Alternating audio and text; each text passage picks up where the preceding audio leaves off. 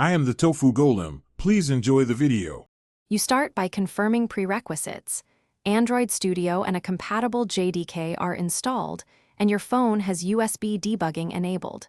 Next, connect the device with a USB cable and accept any RSA prompts on the device.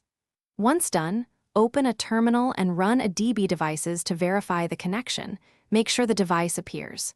If it does, switch Android Studio's Run Target to your device under Select Deployment Target, so you can run apps without launching an emulator. You now configure Android Studio to target the physical device.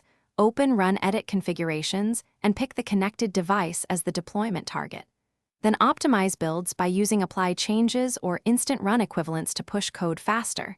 This reduces full APK reinstalls. Also check your modules build. Gradle. Set the build variant and min SDK version to match the device and enable debuggable true for debug builds. Once configured, build and run. Android Studio will install the APK directly. You finish by verifying app behavior and using a DB logcat or the profiler to inspect runtime issues while the app runs on your device. If the device disappears, unplug and replug, then run a DB kill server, a DB start server to reset the daemon, and check USB mode and drivers.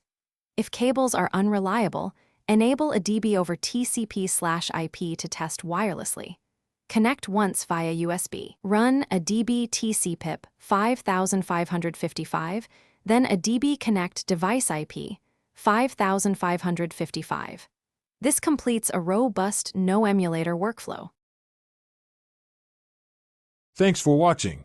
Consider subscribing if we helped you today.